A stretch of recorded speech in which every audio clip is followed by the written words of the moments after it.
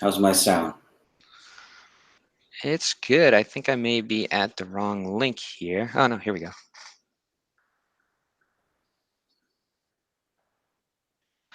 All right, welcome everybody. I am here with Engelbert de Vera, a physical therapist, graduated in 1995. He's a veteran in the game. He's been practicing for a long time. He's got a lot of wisdom to share with you. My name is Brett Kestenbaum. I am a physical therapist and one of the co-founders of Covalent Careers.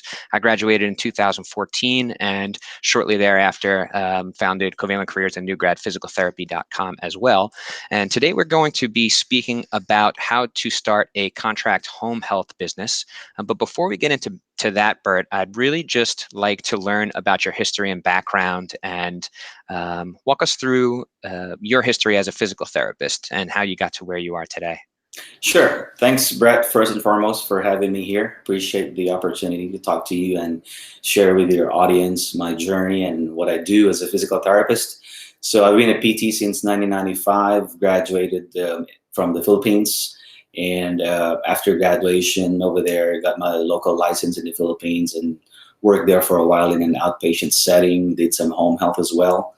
So in the fourth quarter of 1997, I got hired to work over here in the US. So I came here at September 21st of 1997. And then that's after 3 weeks of getting married, by the way.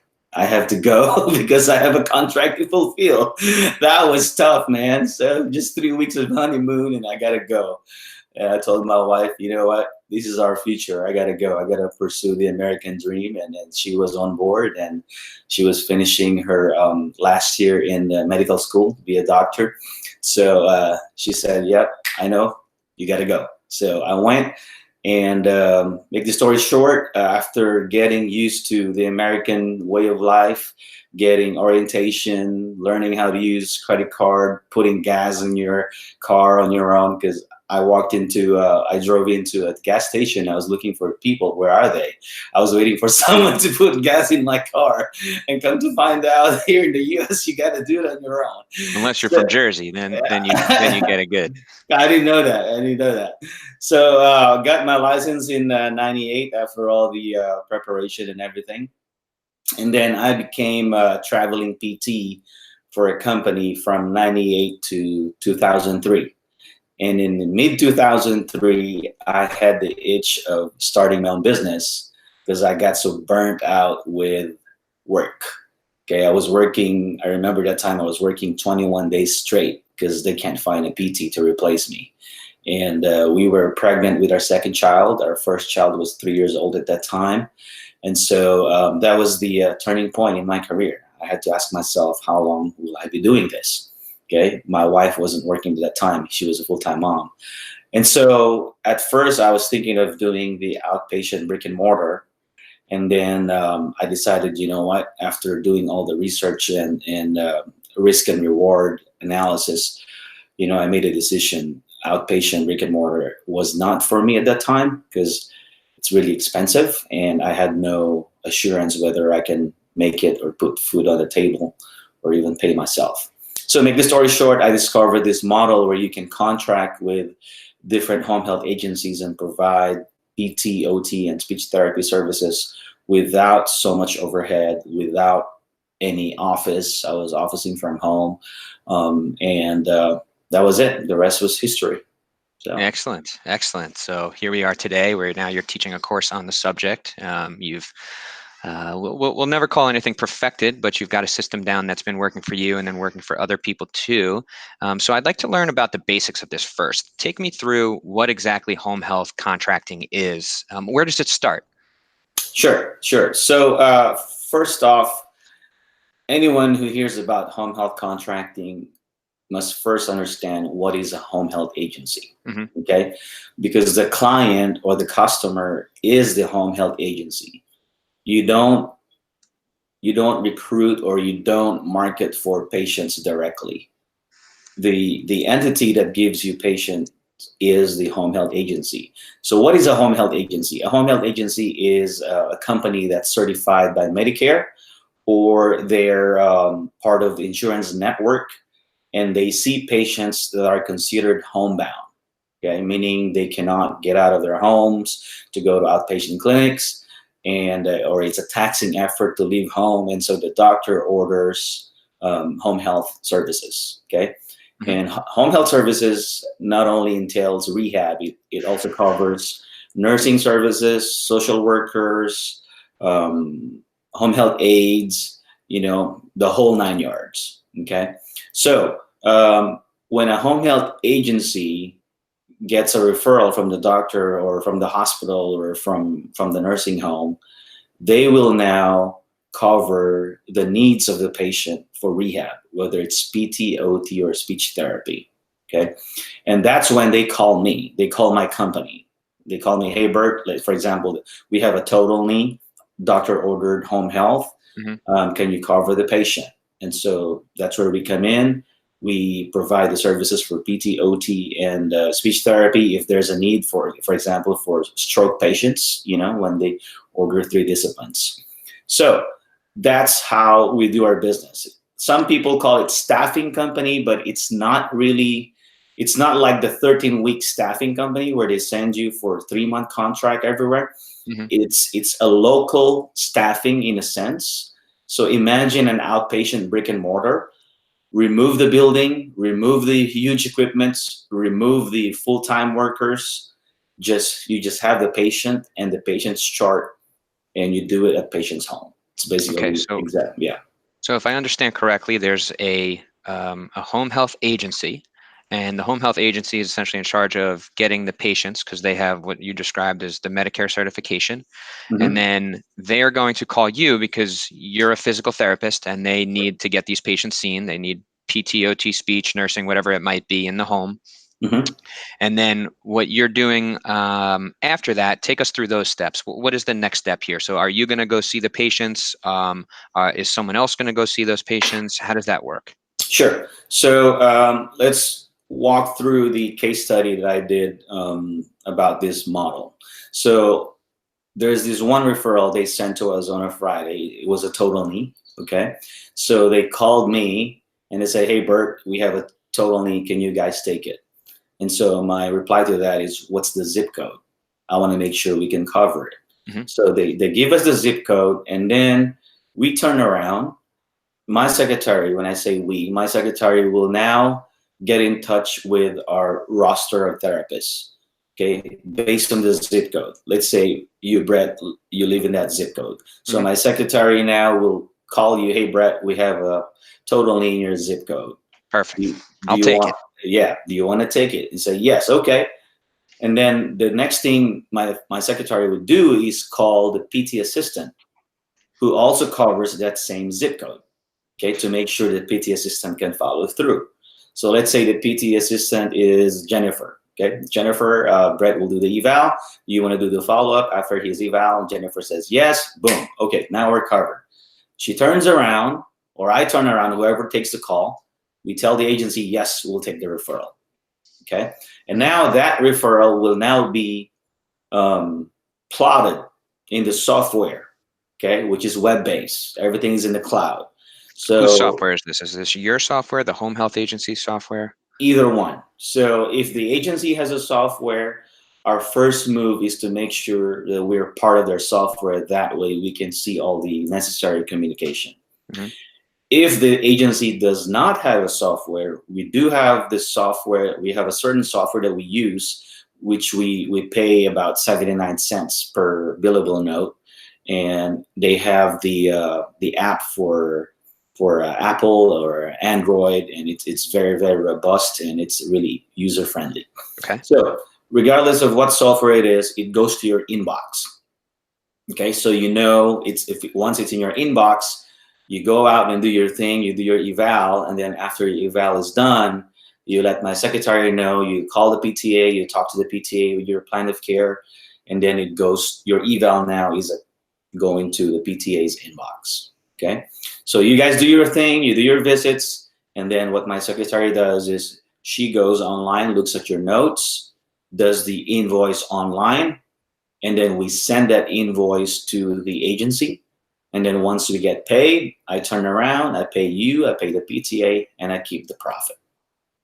Got it. That's it. So What happens if you can't fill the need? You just don't pick up that order and then some other company will fill it? Yes, so that's a very good question. We don't take every single referral they give to us. This is why they always ask us first, can you guys cover it?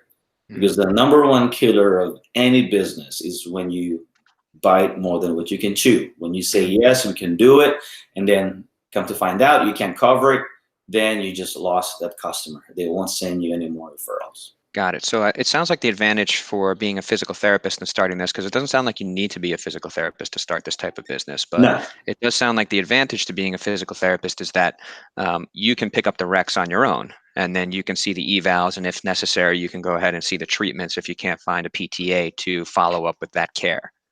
exactly. I'm glad you pointed that out because there are indeed non-therapist owners who do this business model. However, once you're a therapist, especially with marketing, whenever you approach a home health agency and they know that you're a PT, OT, or SLP, they automatically want to somehow work with you compared to a non-therapist because Hmm. they know you can, you know, you can go in and make things, the steps necessary for you to get it done since you're a therapist, right?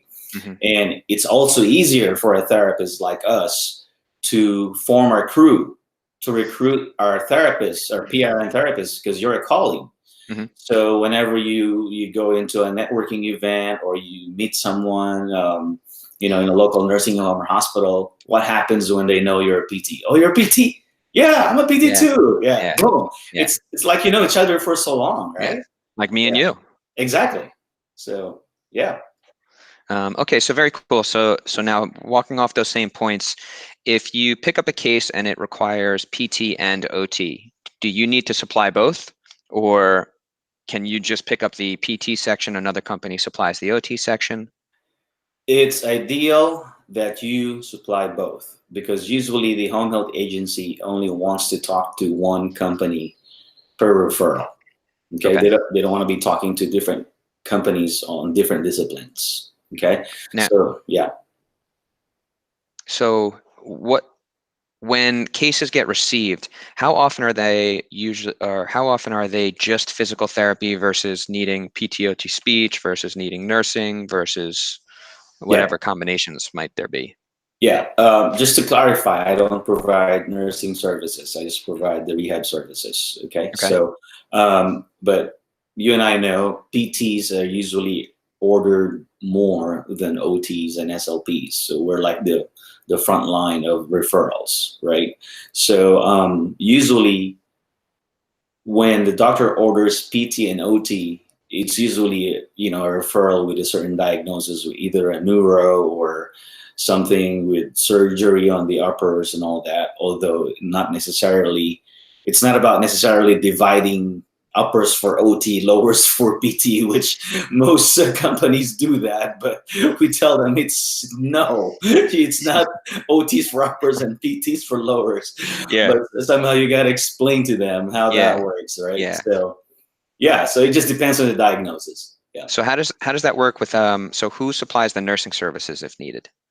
the agency usually have their own nursing staff. Usually Okay, they're in-house. got it. And that's pretty industry standard where that would Yes, be okay. yes. Then the reason for that is because before they can get certified by Medicare or insurance, they have to have a full-time administrator, which is usually a nurse Hmm. or a DON, director of nursing.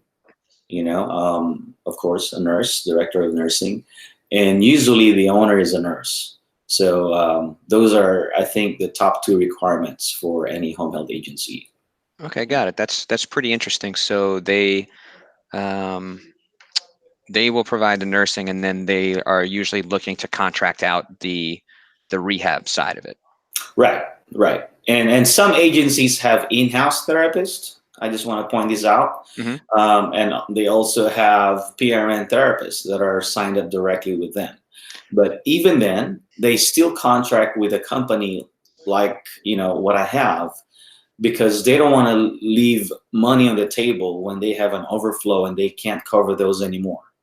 Got it. Okay, they won't call the doctor and say, "Hey, doc, our therapists are full. We can't take this referral. The doctor will be upset. They won't send them referrals Yeah. anymore, right? So, Great. Yeah. yeah, Okay, so I want to make this as useful as we can for the people watching today and then anybody who'll be watching this video in the future. So now, take me through the steps here. I'm Brett Kestenbaum, physical therapist, and I hear about this thing, home health contract business, and I want to get started.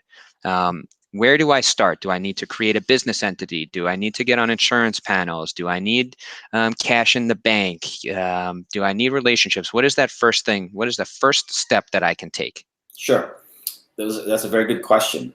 I always talk about the 5 major moving parts that you need in doing this business. Okay.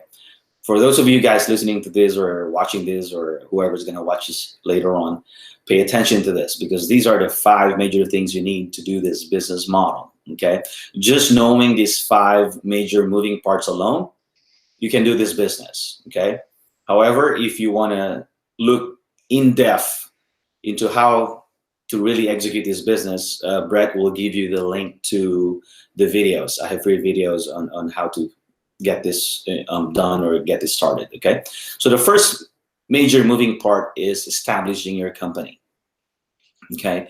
You need a company in order to be able to do what we call B2B transaction. It's business to business. Mm-hmm. So if you're doing PRN work as an individual, and you and I know there's a lot of therapists doing PRN work, right? They get a call from home health agencies, hey, can you do eval for us, blah, blah, blah, and they do PRN work as an individual. An individual PRN work does not give you leverage. You're only paid for what you do for the agency. So you're trading your time for money, okay?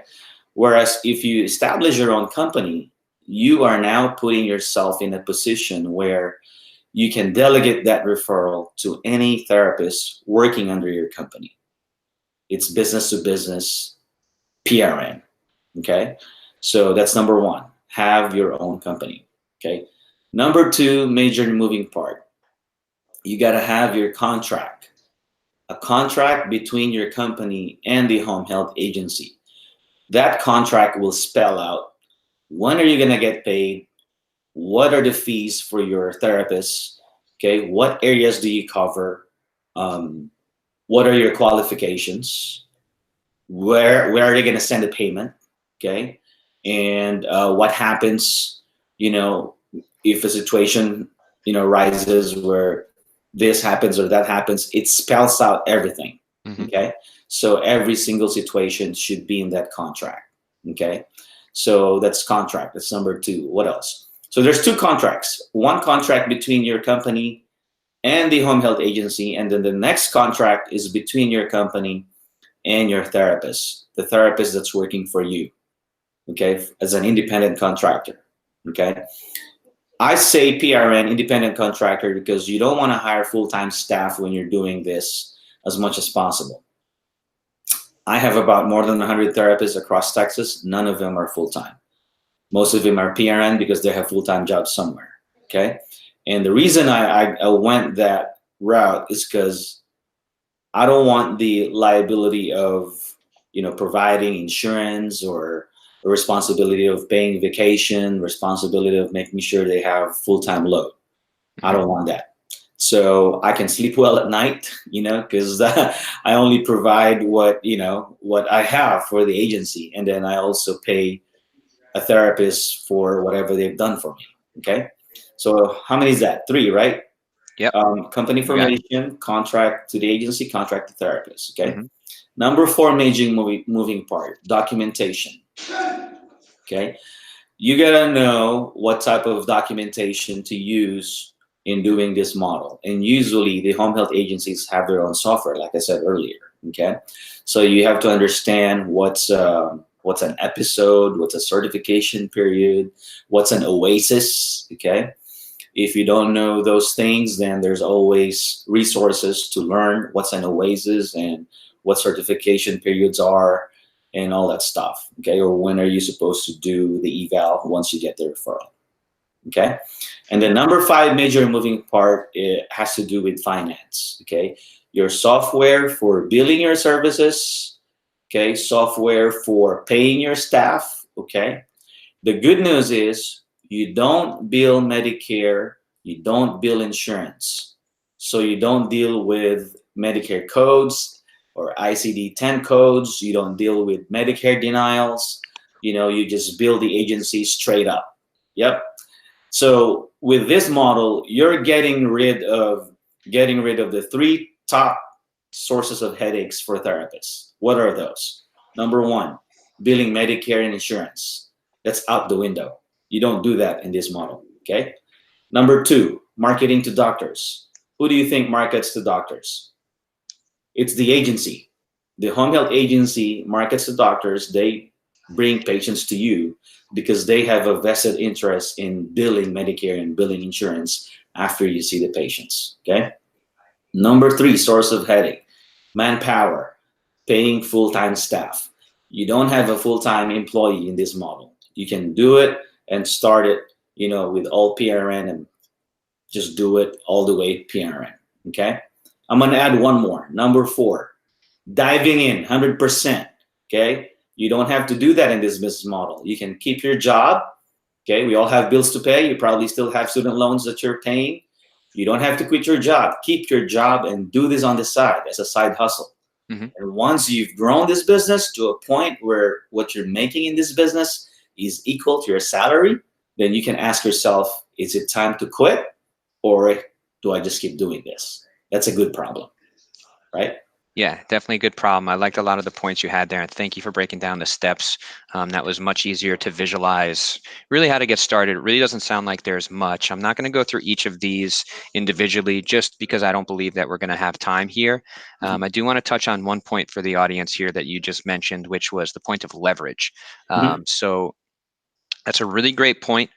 When you're thinking through a lot of decisions in life, think about leverage. And what Bert was describing there was time leverage. He is leveraging his time by doing the upfront work of getting this contract, maybe seeing the eval, and then putting off the rest of the work, or not putting off, but outsourcing the rest of the work to a contract, either PT or PTA, who's going to see the rest of that patient case. Now, what that does is allows him to bring in a small amount of revenue per case that's seen, but he can then go and spend his time maybe doing a new eval and then hiring another PTA to do the follow-up care or whatever that may be. So just think through that thought of leverage and where you can apply leverage both in your life, and then if you're thinking about things like business or anything like that, think through that mindset of how can I create leverage, free up my time so that every hour that you work, you get this leverage point on that hour. Right. So going into establishing your company, let's just dive into a few things here, just real quick, very surface. Is there a specific type of company structure that you need, or can you really just create any company structure so that you can receive payments like you were describing? Yeah, usually it's either LLC or S Corp. It just depends on your preference. But do we have time to touch on that leverage real quick? Yeah, we got plenty of time here. Okay, all right. So I just want to talk about numbers, because whoever is listening to this right now is probably asking, okay, how much are you going to make? How much are you making, right? So let's talk about numbers, and we'll show what kind of leverage do we have in this, okay? So going back to the example of the total knee replacement earlier, I'm going to explain to you guys real quick how I made $480 in 1 hour, okay? For the therapist listening right now, you're probably like, geez, that's too good to be true, man. Who makes 480 bucks an hour, right? So let's go back to that total knee. This is what happened. I did the eval on a Friday. My frequency was 3 times a week for 4 weeks. So that's 13 visits total, okay? In our area here in South Texas, the going rate is $75 flat per visit, okay? So I did the eval, that's $75. And then I did the discharge, that's another $75. So I made $150 for my 2 visits. The time required for those 2 visits is 30 minutes each, so that's 1 hour of my time, right? Now, from the frequency of 1 week 1, 3 week 4, there's 11 visits in between that I delegated to my PTA. So my PTA went out there, did the visits for this total knee for 11 visits, okay? I paid a PTA $45. I make $30 for every PTA visit. So 11 visits times $30, I created a passive income of $330. Okay, passive because I'm not doing all the work. I just gave my plan of care. So $330 from the 11 visits from the PTA plus the $150 I made for 30 minutes eval, 30 minutes discharge. I made $480 just from 1 hour of my time. That right there is leverage. Now, should I decide not to do the eval and discharge because I want to spend time with my kids, go on a date with my wife, I still make the $330 from the PTA with a $30 per visit profit because it's my company. Okay. Now, someone might tell me, but Bert, I don't want to have someone see the patients. I'm a one-on-one patient therapist kind of guy. Dude, it's your company. See the patients if you like. You can see patients as much as you like because it's your company. All right. So don't get hung up on, just delegating therapists and delegating patients to the therapist. You have that option, and that's how you make money. So I just want to touch up on that.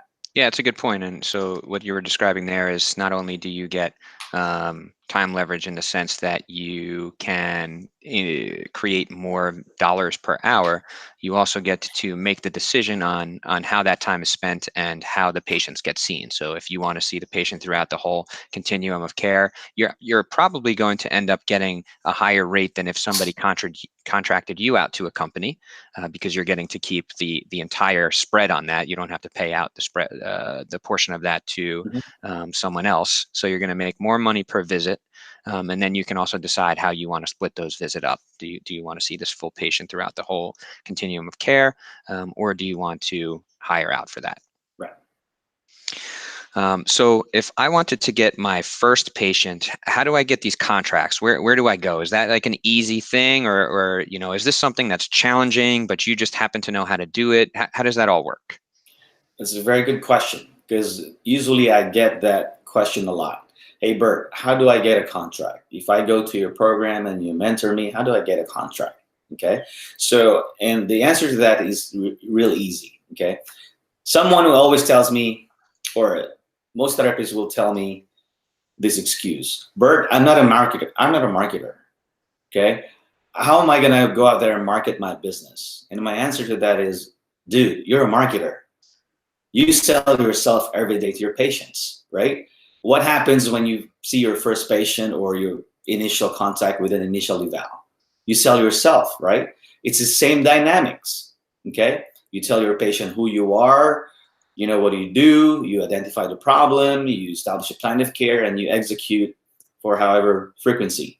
Same thing with business. You go out there, you talk to the home health agency, you tell them what your company is about, what services do you offer, what areas do you cover, how much do you charge, when do you expect to get paid, and what software do you know, and stuff like that.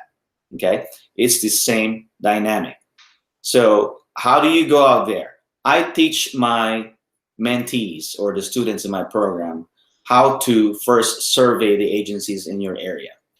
So you can identify real easy how many agencies are in your area based on zip code or county, and then you can compare based on national ratings how they're doing as far as quality of services. The perfect score is 4 stars. So if you see that their rating is 4 stars, then that's a good sign, obviously. 3 stars, still decent. Once they get to 2 stars, now you have to think, do I really want to work with this agency, right?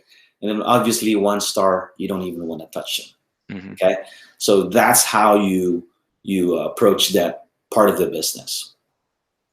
So, okay, so you were describing that you're not the one billing Medicare. The home health agency is going to be the one billing Medicare. They're going to take care of all that.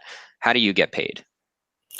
We invoice the agency straight up. So on the contract, it says there, for example, here in South Texas, $75 flat rate within the city limits.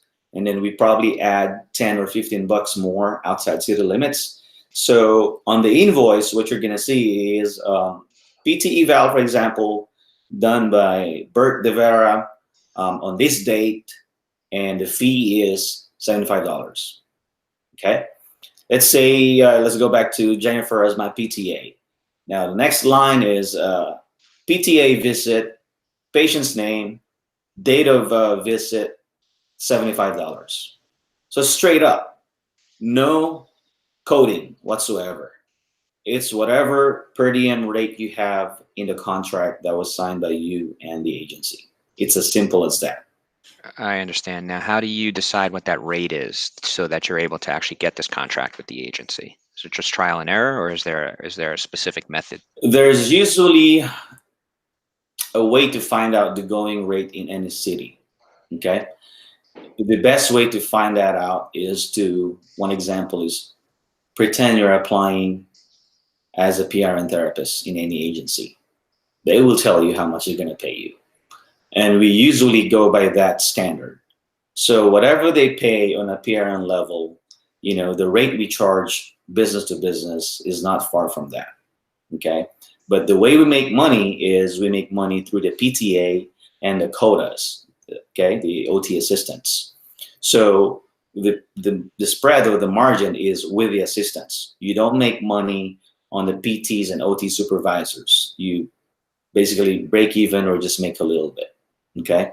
So for those of you who are thinking, but I don't want to use assistants, I want to just use PTs and OTs. I just want to point out real quick, I used to be like that. I used to be an arrogant PT saying I'm the only one who can make this patient better.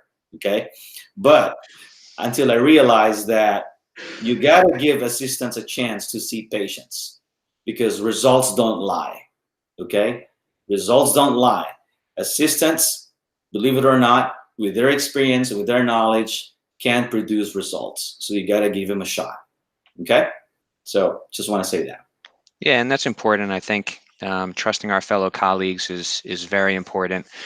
Just like we want doctors to trust us and other professionals to trust us with their patients, it's the same thing.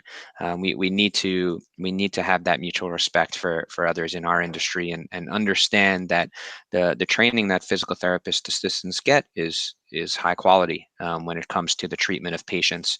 They wouldn't be that profession wouldn't be in existence if that quality wasn't there. Now, right. I know a lot of times as therapists, we do want to have control of our own patients, specifically because we feel an obligation or we have the relationship and we really want to see it through. That's a different circumstance, but like you described before, as the business owner, you would be able to make that decision for yourself and decide who necessarily you would want to see all the way through that plan of care or what you would want to happen there. Right. Exactly. What are the risks versus the rewards of doing this model? Are there any startup costs that are required? It really doesn't sound like there are very many startup costs, if any. And then what are the risks? Are you taking on any legal risks above and beyond anything that you'd be taking on as a therapist, or just in general, any other risks that we should know about? I'm glad you asked me that because I get asked that question a lot as well. So thanks for asking that. So let's discuss risks as far as this business model. Okay.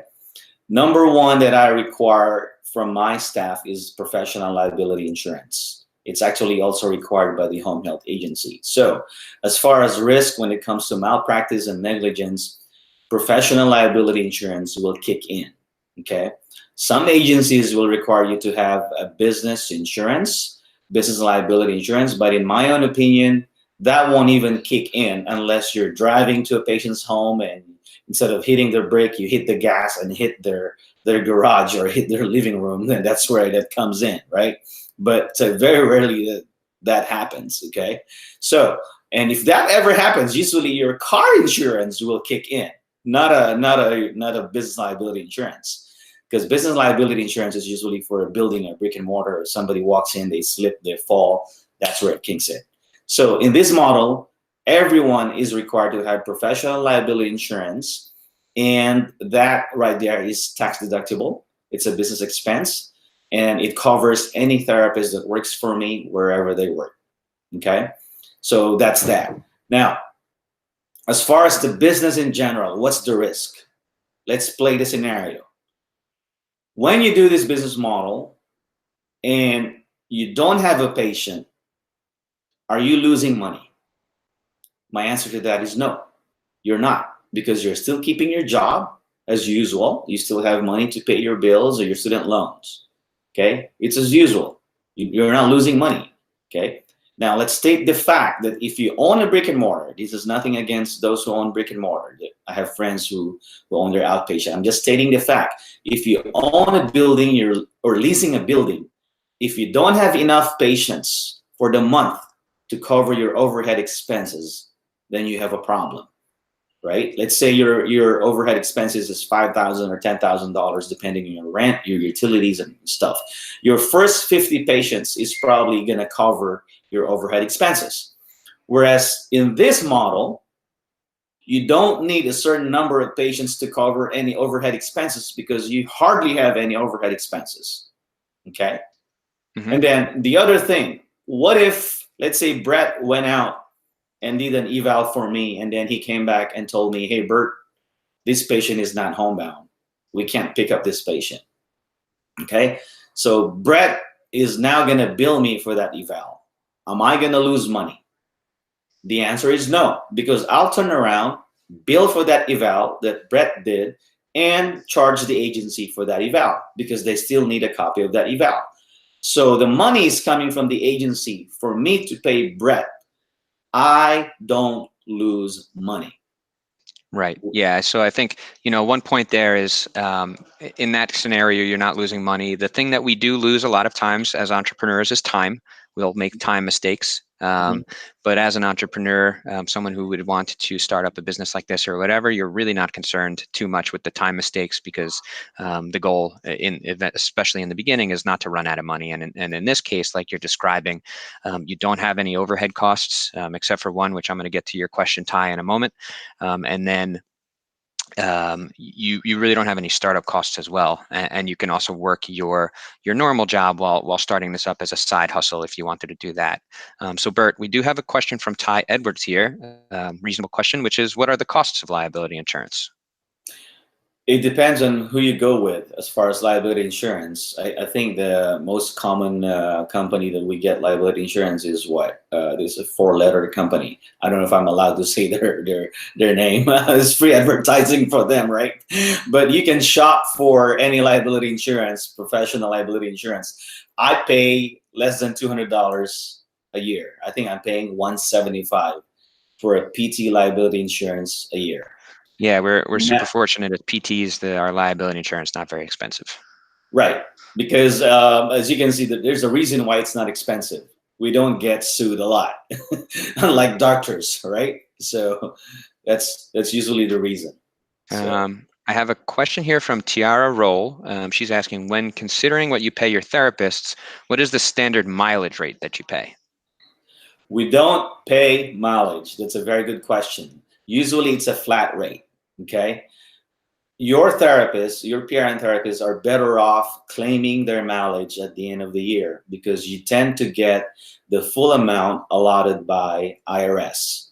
So if it's 55 cents a mile, you can use an app like Mile IQ to track your mileage. And then at the end of the year, your CPA or your bookkeeper can deduct whatever mileage you incurred for doing this business. And the reason for that is this: it's a pain in the butt to charge for your mileage to the agency, and it can also be a deal breaker because most agencies don't want to pay mileage. It's kind of included in the flat rate. Okay, so but you can search IRS for the going rate. I think it's 55 cents a mile last time I checked. But then again, in this business model, it's not a factor. So. Right, and you were describing before in the beginning that you are going to contract out when the agency sends a rec through to you. The first thing you look at is what's the zip code. So before you're accepting that rec, you're looking at the zip code and you're seeing if it would be reasonable for any of the therapists that you have in your Rolodex to go and see them. Yes. So Tiara, I think the answer there is you are going to be baking that into the just the standard pay rate that you would be paying the therapist, as opposed to separating it out as an additional line item, because that's going to create more administrative headaches for everybody, and it might be a deal breaker when you're trying to get that contract from the company. Right. So just explain that when you're hiring on the therapist is really the best way to go about it. Right. Right. Okay, very good. Any other questions from the audience that we can take? I do have a question from the beginning here from Brady Christoph. I'm not sure if this is definitely not my expertise, may not be yours there, Bert, so if you can answer it, very. Any advice on pediatrics? I have an offer to spend 10 hours a month with some nonprofit homes. I work acute care, but I have experience with kids through schools. You kind of cut off there, Brett. Can you repeat that, please? So it's Yeah, so probably internet. the question was, any advice on pediatrics? I have an offer to spend 10 hours a month with some nonprofit group homes. I work acute care, but I have experience with kids through schools. Okay, so that's another question I usually get. Pediatrics is usually funded by the state. It goes through Medicaid. Okay, I don't do pediatrics because the margins here in Texas is not that good. Okay, and it requires more time because usually when you do pediatrics, you either have to wait until they get home from school. Most of these kids go to special ed schools. And the other thing is, again, it's tedious, so it requires more time. You probably need more than 30 minutes. Now, if that's your passion and you're okay with that, you have to make sure that you're also making a profit. Because if you're going to spend more time with the kids and you hire PRN therapists that are going to spend more time with the kids, then you have to factor in the time they put in that session. And again, are you going to make a profit? So it's case-to-case basis, depending on the funding of the state. Awesome. Now, what is the ramp-up time to start earning significant revenue for this? So for example, let's say, how long would you tell someone that it would take them to start earning $50,000 from starting a business like this? Okay. The answer to that is it depends on how hard they want to hustle. Okay. So let's start with, how long does it take to get you up and running? How long does it take for you to be open for business and be ready to accept referral? Okay. My promise to any student or any possible mentee in my program is you can be open for business in as little as 30 days. Okay. And the reason for that is because if you look across the United States, how long does it take to set up your company? You can get it done in 30 days or less. In Texas, it's less than a week. Okay. In California, I think it's about in the area of 30 days, but if you expedite it, you can get it done in 2 weeks. I don't know, for some reason, California takes a longer time, Oh yeah. Yeah, so They now, just love to put everything on the back burner. yeah. So anyway, let's go back to your example of $50,000. Okay, I'm not sure if I can share my screen or click something, but if You you, should be able to. If you okay, hover over. If not, let me see oh here. well. Chat, screen share. Okay, great. Share. All right, now I can do, can you see my screen? Mm-hmm. All right, so I'm gonna pull up my calculator here. I don't want to cover Brett's face. There you go. So let's say your goal is to make $50,000 in 1 year, okay? And your profit margin is what? $30 per PTA and quota visit. So this will give you the number of visits. You need 1,666 visits to make $50,000 passive, okay? So you divide that by 52 weeks a year. So you need about 32 visits a week from your assistants to make 50 grand. You divide that by 2 disciplines, PTA and quota, you only need 16 visits from each discipline. Is that doable? Heck yeah, that's very doable, okay? 16 visits a week, that's probably only 2 referrals at 2 times a week for 4 weeks, 8 visits, okay? So there you go. That's how you can make that. You can make more than that if you hustle and you get more contracts and you grow your team. The good thing is you can always scale, okay? I call this, this is how you scale. You always have your first 5, okay? Can you see me or you can only see my screen? Okay, I stopped sharing my screen. Can you see me Perfect. now? Yep, Okay, gotcha. great. So, were you able to hear me while I was showing the Yeah, screen? all good. Okay, all right. So, how do you scale? You start with your first five. Your first five is one PT, one PTA, one OT, one OTA, and one speech therapist. If you start with those first five and scale from there, then you keep growing your crew. Got it. So Megan, I'm going to get to your question. Tiara's question seems to be on the same line of thought here. Tiara Roll asked, how do you get your therapists and how do you vet your therapists? Great, good question. So you I actually get think your she only asked about vetting, but let's go with both. okay. So you first start with your network.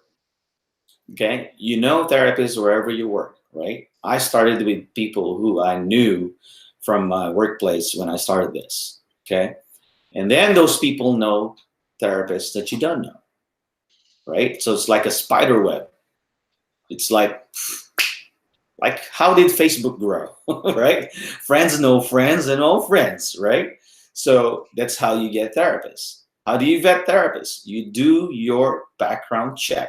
Okay, you do your background check. You do your reference check.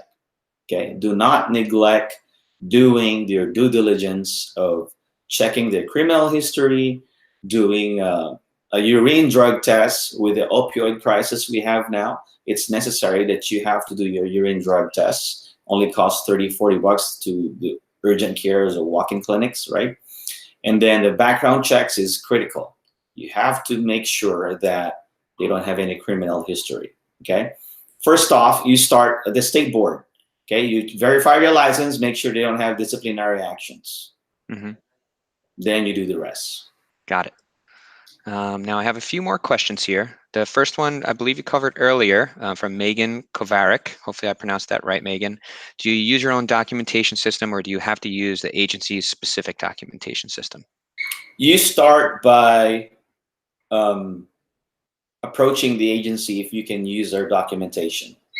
Okay, one, like I said, you can access nursing communication, and then you can see if the patient has been admitted by the agency, because this is critical. If they give you a referral for eval, whether it's PT, OT, or speech, if you go out there and the nurse has not done the admission, you won't get paid. They will not pay your eval or whatever you did unless the admission has been done. It's like somebody, going to the hospital, they do the admission packet first, right? Right. So it's the same thing with home health. So you got to make sure the admission was done. Now, the other advantage of going to the agency software is it's free. You don't have to pay for it because now you're using their system, right? Now, if they don't want you to use the system, there's always different types of software you can use for your own company. However, I don't recommend that because the communication now is kind of broken. Yep. Okay, so yeah, that's that. Just plug it in, make it easy. It's already there. Might as well use it. Right. Okay, very cool. One more question here. Do you find it difficult to compete with agencies that employ their own therapists? No. The answer to that is no. I think I mentioned that earlier. A lot of companies do have their in-house therapists. They do also have some PRN therapists. It's not hard or it's not a problem to approach them to do business with them, like I said, because when they have overflow, they want those patients covered. Okay? They're not going to call the doctor, like I said earlier, and tell the doc, hey, we're full, we can't take it. No, that would be stupid. Okay? So whenever you approach an agency and they tell you, hey, Bert, we already have in-house therapists, or we're already contracting with this company, I think we're okay right now. There are ways to get your foot in the door. And I teach that to my mentees.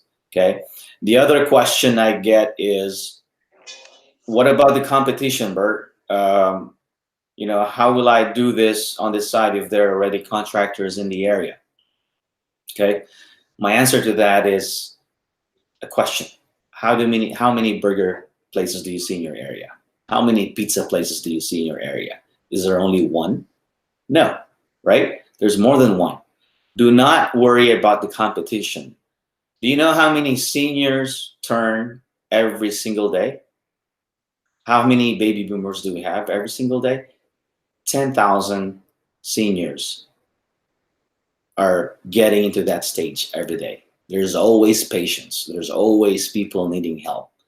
If you will stop yourself from doing a business, for example, such as this or whatever type of business you like, because someone is doing it, then you're basically letting the competition win, right? Yeah, So, definitely. So, I think that's a really good point, and it's something very important for physical therapists because a lot of times when we're thinking about careers when we're younger, we get into physical therapy because it's safe. And there's an important aspect to life called risk taking. And when you take risks, you get rewards on the other side. And usually they're asymmetrical. You take X amount of risk and you'll get X squared amount of reward out on the other side of it. And what you're describing in your business, which what I like, is that there's really not much risk except for um, I will describe it as failing, and the only way that it sounds like you can fail with this business is if you just stop trying, um, because there's always going to be a way to get there. Especially because all you have to do is get one contract, and then you can see the patients on your own.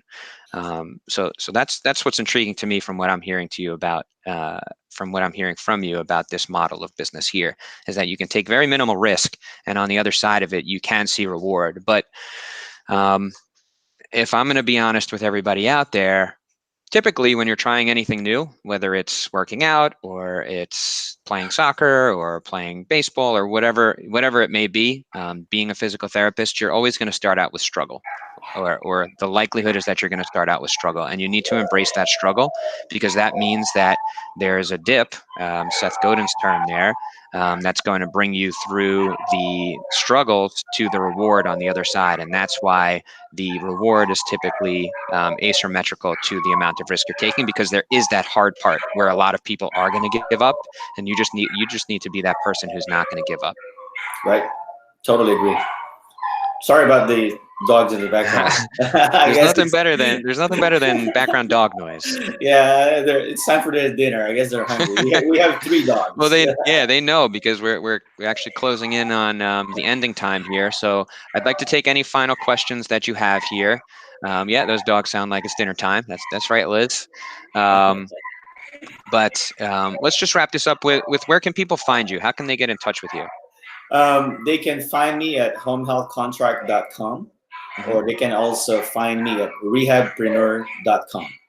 Or to make it simple, it's bertpt.com. That's B as in boy, ERTPT.com.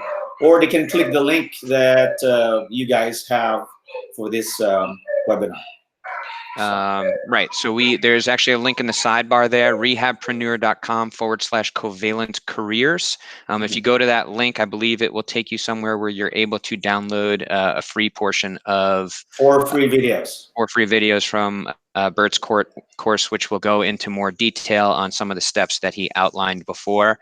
If you do have any questions about any of these subjects, please feel free to reach out to me, which I'm not going to really be able to give you as good of answers as Bert, so I'll probably just connect you with Bert.